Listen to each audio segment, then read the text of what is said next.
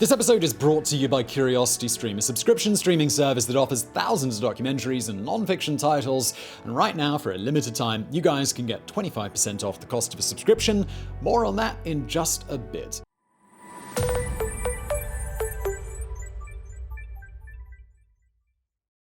What's the first thing that pops into your head when you hear the word Paris? For roughly 90% of you, the answer isn't Notre Dame or the Seine or people who inexplicably think the beret is an acceptable fashion choice. No, instead your mind almost certainly went to a 132-year-old iron spike, a feat of 19th century engineering that still stands guard over the French capital skyline, the Eiffel Tower. By some measures, the most visited tourist destination on Earth, the Eiffel Tower today is synonymous with everything we think about France. It's elegant, charming, timeless. Yet people didn't always see it this way. Not so long ago, it was perhaps the most hated landmark in existence. Erected in 1889 by millionaire Gustave Eiffel, the Eiffel Tower was controversial from the get-go. Outraged Parisians compared it to everything from a smokestack to a suppository. Even after its success at the World's Fair, it was earmarked for demolition. Yet somehow, it survived protests, war, and Adolf Hitler to become one of the world's most enduring icons.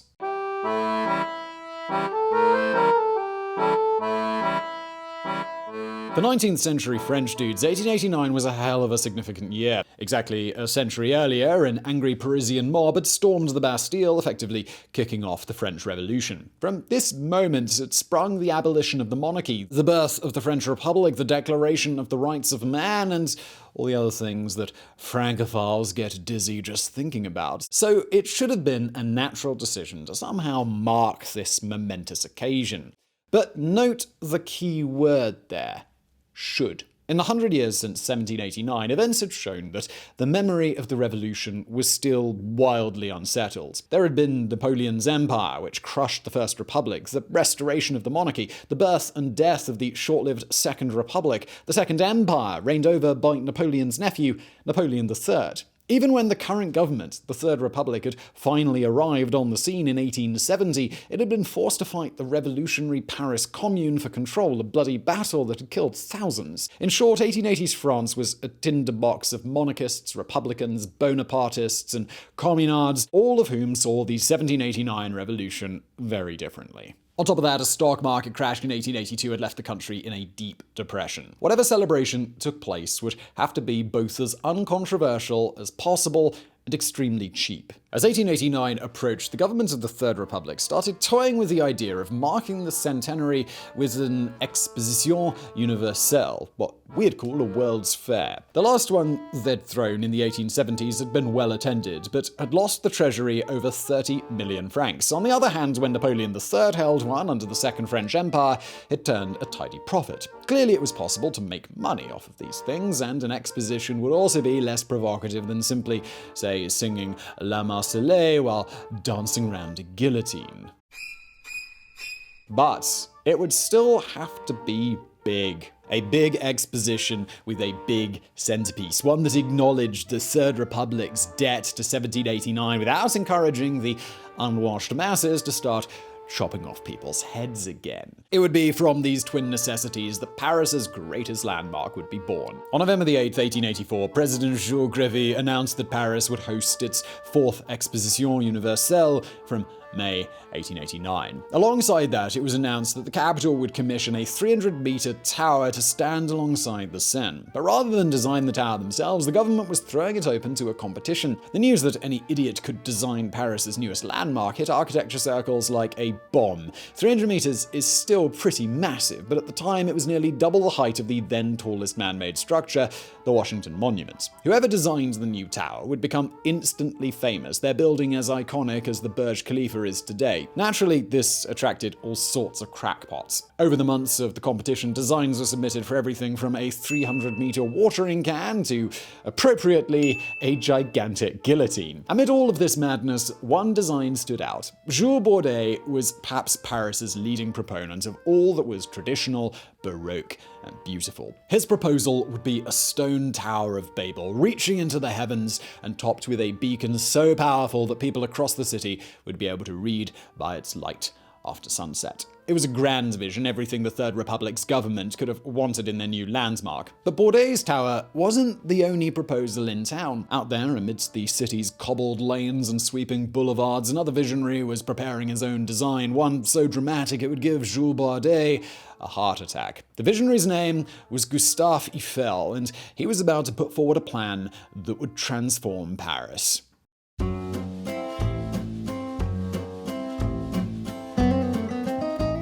If Jules Bordet was French architecture at its most classical and conservative, Gustave Eiffel was the living embodiment of the New Age. Born in Dijon on December 15, 1832, Eiffel had begun working with metal at university, graduating with a determination to embrace the industrial style. Beginning in 1858, he'd made a killing building bridges, starting with the Passerelle Eiffel in Bordeaux and reaching his pinnacle with Portugal's Ponte Maria Pia, a bridge that bears more than a passing resemblance to his famous tower. The work had turned him into a millionaire and got him commissions doing stuff like creating the internal support system of the Statue of Liberty. In short, Gustave Eiffel in the 1880s was some hot shit, even if he was a bit of a weird guy in private. For example, when looking for a wife, he demanded his mother find him a good housekeeper who will not pester me too much, who will cheat on me as little as possible, and who will give me fine, healthy children that will, in fact, be mine. French truly is the language of love, So, odd home life aside, Eiffel in 1884 was one of Paris's most respected designers. So when news of the tower competition broke, his assistants got on it right away. Yes, assistants. Despite giving his name to it, Gustave Eiffel wasn't the actual designer of the Eiffel Tower. What? Rather, it was Maurice Couchon, Émile Nougier, and Stéphane Souvestre who did all of the brainstorming and sketching. Eiffel himself merely passed on recommendations, and once they had a design to his liking, he bought the rights to the plans. Still, Eiffel was 100% behind his underling's design. The simple industrial appearance, the rejection of ornamentation. It was the antithesis of everything Jules Bordet had proposed, and that could only mean one thing: a fight. Okay, so here we are at the 1884 Heavyweight Design Championships to decide the world's tallest structure. In the red corner, we have Jules Bordet, who can build ornamental towers that people love, but who hasn't convinced the judges that his 300-meter stone monster will be structurally sound. In the blue corner, we have Gustave Eiffel, with a design so newfangled people are literally protesting in the streets, but with a track record of building stuff that doesn't fall down, that's a plus for him. So, who will win this clash of the titans? Well, you already know the answer. Eiffel was a master at PR. When people accused him of wanting to build something ugly, he responded that his tower's design was dictated by nature itself, its lattice surface allowing it to withstand strong winds. It was an early version of the modernist credo that form follows function, and it found favor with the judges. On June the 12th, 1886, Eiffel was announced the winner, with the committee declaring the tower to be built for the 1889 Exposition Universelle must clearly have a distinctive character and should be an original masterpiece. Only Eiffel's tower satisfies these requirements fully. It was a grand victory from the former bridge builder, a vindication that the industrial work he'd devoted his life to could be as beautiful as any number of Bordet's stone designs. Unfortunately, it was only after it won that Eiffel realized that the prize came with strings attached. Unwilling to risk public money in a depression, the government would only put up a quarter of the costs of the new tower.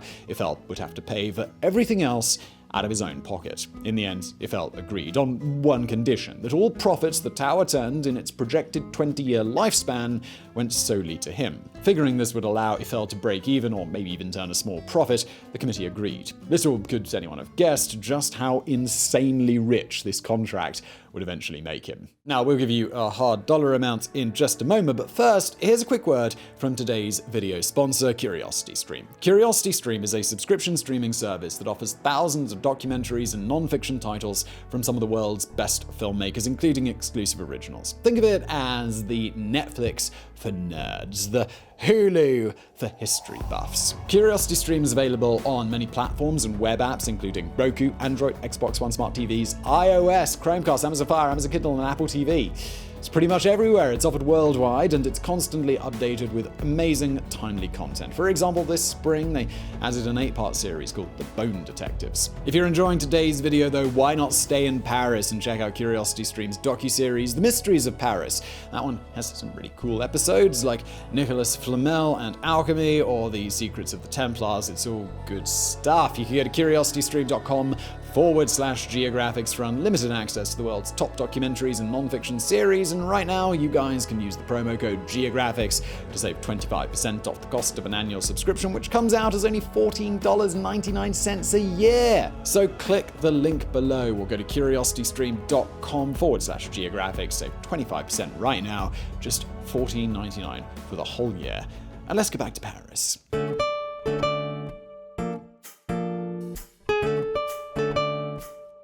The idea of a gigantic iron tower dominating a city skyline wasn't exactly new in 1886. Way back in 1833, there had been attempts to make a gigantic iron monolith in England to commemorate the Parliamentary Reform Bill. More recently, 2 American engineers had drawn up plans to do the same for 1876 for the Philadelphia Expo. From the way Parisians reacted, though, you'd think Gustave Eiffel had come up with the idea solely as a way of taking a gigantic dump on their city. The backlash to Eiffel's winning design was swift and intense. In the district surrounding the tower's proposed site, people protested that it might fall over and crush their houses. In Paris's fancy salons, intellectuals sharpened their knives for Eiffel. The author Joris Carl Husmans declared the design a hole-riddled suppository. Maupassant branded it a high and skinny pyramid of iron ladders, while Léon Bloy called it a truly tragic street lamp. The son of the great writer, Alexandre Dumas, protested its construction. Meanwhile, luminaries from across Paris joined into the Committee of 300, 1 member for each meter of the tower's height. The committee's speciality was attacking the tower in pamphlets, and they did a great job. Check out this broadside. Even the commercial Americans would not want this Eiffel Tower, which is, without any doubt, a dishonor to Paris.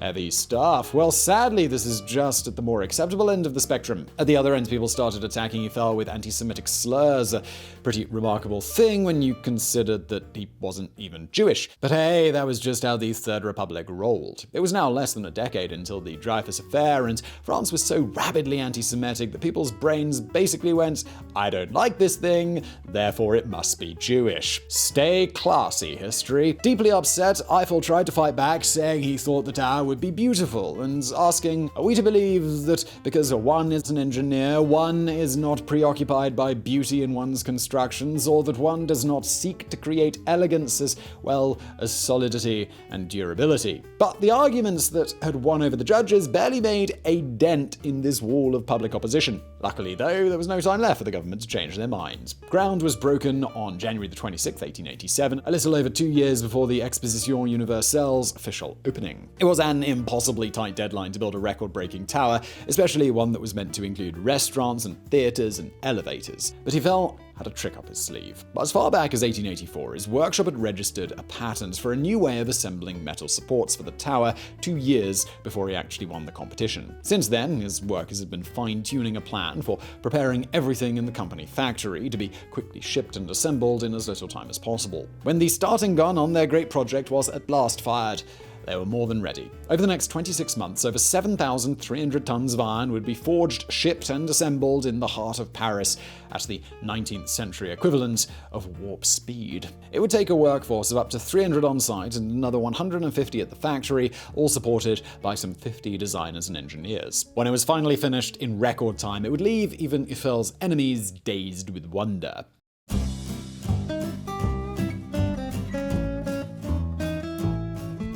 In early 1889, a French journalist filed a report from the Eiffel Tower construction site. A thick cloud of tar and coal smoke seized the throat, and we were deafened by the din of metal screaming beneath the hammer. With each blow came a shower of sparks. These black figures, appearing larger than life against the background of the open sky, looked as if they were reaping lightning bolts in the clouds. In this short description, we can already see the dominant feeling the Eiffel Tower would soon elicit in everyone who saw it. Awe in the face of something so vast, so overwhelming.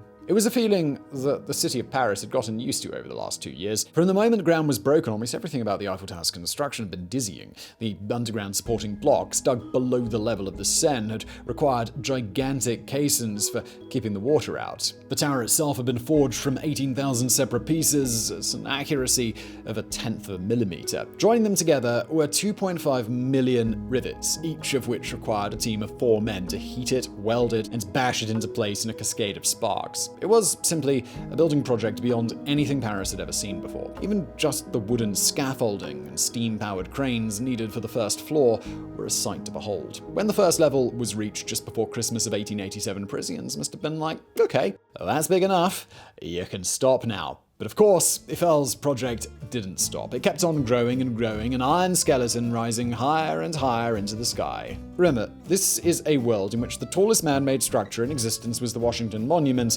itself only recently completed. And now here came Eiffel's tower, not just surpassing its height, but nearly doubling it, growing so far up into the sky that it wouldn't be exceeded for another 40 years. For the Parisians in the late 1880s, it must have felt like they were living in a modern Babel. The second floor of the tower was finished in 1888. About 7 months later, in March of 1889, the third floor was reached. By April 1st that year, the New York Times was reporting that far from an eyesore, Eiffel's new structure was light and graceful and not unworthy of Paris. Even some of the anti-tower crowd were starting to admit that they'd been wrong. That if this really was a hole-riddled suppository, then it was a damn sight better than Jules Bourdais' giant stone hemorrhoid. In the end, the deadline was just too tight for Eiffel and his workers. As the exposition threw its doors open on May the 15th, 1889, they were still frantically putting the finishing touches on their tower, working like mad to get the elevators installed. But even if the Eiffel Tower wasn't quite finished, it was finished enough for visitors. The very first day, thousands flocked to Paris's newest landmark, paying to climb the hundreds of steps to the top. For the rest of the expo, it's estimated that an average of 12,000 people visited the tower each day. There was no longer any denying it. The Eiffel Tower was a hit, a bona fide, actual hit. By the time the expo closed nearly 6 months later, Gustave Eiffel and his creation would be famous not just in France, not just in Europe, but across the whole damn world.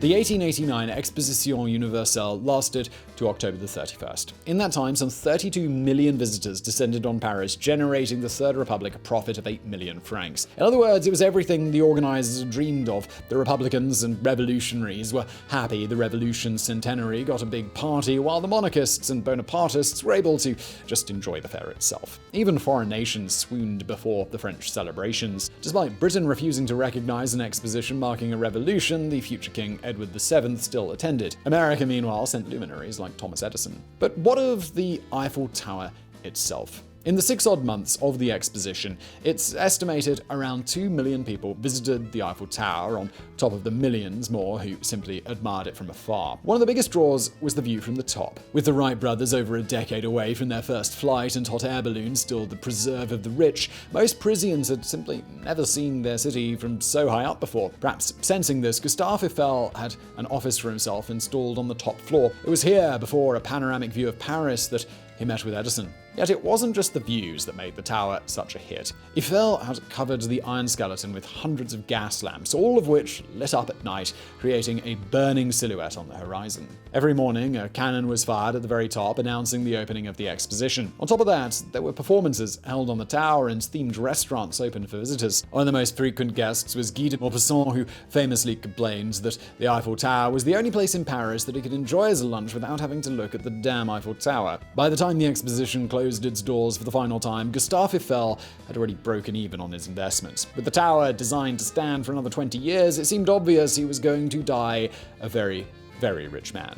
Unfortunately, getting to that point was going to involve taking a very tortured route. Back in 1887, with his tower only just underway, Eiffel had taken a contract to build locks for the new Panama Canal. This isn't the Panama Canal you know, the one you obviously watched our video on. Rather, it was a French attempt under Ferdinand de Lesseps that began in 1880. Unfortunately, by the time Eiffel came on board, de Lesseps had monumentally screwed up the project. Some 20,000 workers had died of tropical diseases, and the finances were on the brink of collapse. Before Eiffel could design a single lock, they did collapse. On February 4th, 1889, just as Eiffel was finishing his tower, the French Panama Canal project imploded. So much money was lost that everyone involved was indicted on fraud charges, including Eiffel. That meant the inventor spent the entire exposition, what should have been the proudest moment of his life, waiting to be summoned by the courts. When at last the trial went ahead, Eiffel was handed a 2-year prison sentence for his part in the Panama scheme. Although the sentence would be overturned on appeal,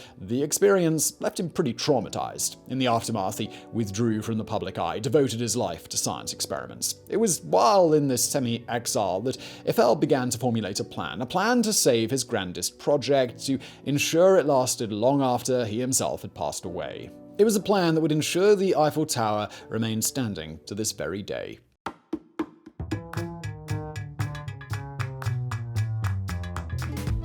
Since we've alluded to it a couple of times already, you might now be wondering something like, wait, the Eiffel Tower was only meant to stand for 20 years? How come it's still there? Well, the answer to that is a single word: radio. As the deadline for the tower's destruction loomed, Gustave Eiffel desperately tried to prove its usefulness as a place for scientific experiments. Although he had some minor successes, such as when Theodore Wolff first observed the effects of cosmic rays there, the real breakthrough came in 1898. That November, Eugène de Créteil established radio contact between the Eiffel Tower and the Pantheon. Now, the Pantheon is only 4 kilometers away from the Eiffel Tower, but it was the start of something big. By 1899, the tower was capable of making radio contact with London, an increase in signal distance of almost 100 times. Suddenly interested, the French military asked Captain Gustave Eiffel to look into these experiments further. Eiffel himself made the tower completely available and even funded an antenna to aid the captain's work. And this was a shrewd move. By 1905, Ferrier had used the tower to establish radio contact with Tunisia. Come 1908, his transmission were beaming out over an incredible 6,000 kilometers. Through dumb luck, Eiffel had found the perfect way to save his tower from destruction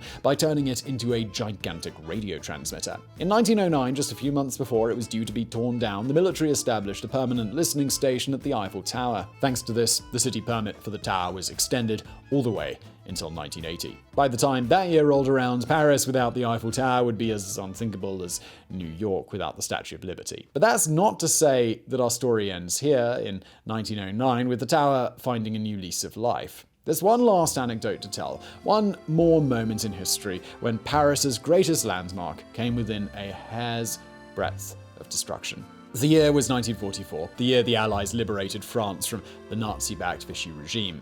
By now, Gustave Eiffel was long dead, carried off on December 27, 1923 at the age of 91, but his masterpiece was still as vibrant as ever. Over the previous decades, the tower had done everything from intercept transmissions that helped uncover the German spy Mata Hari to function as a beacon to guide Charles Lindbergh to Paris at the end of his record-breaking transatlantic flight. It had become such a powerful symbol of France that Adolf Hitler had even been photographed in front of it in 1940 as a way of starkly conveying the French defeat. Now, in 1944, with an Allied victory at hand, the Eiffel Tower was again on Hitler's mind. Just before Paris was liberated, the Führer issued an order to destroy the city's greatest monuments. Among them was the tower, which the Nazi leader wanted reduced to twisted scrap metal. Given the destruction Europe suffered in those years, it's easy to imagine a world where this order was carried out, where the Eiffel Tower ceased to exist in the summer of 1944. But thankfully, that's not this world. The Nazi head of Paris, General Dietrich von Chotlitz, refused the Führer's order. It's said that he made up his mind while looking down at the Tuileries Garden and seeing the silhouette of Gustave Eiffel's tower standing in the distance. The Eiffel Tower today may be synonymous with both Paris and France as a whole, but its existence should never be taken for granted. In many parallel universes, this iconic masterpiece no longer exists, torn down, blown up, never to be seen in the first place. We shouldn't forget how lucky we are to live in a universe where it is still standing as Europe's greatest landmark. And so I really hope you enjoyed today's video. If you did, please do hit that thumbs up button below. Don't forget to subscribe. And as always, thank you for watching.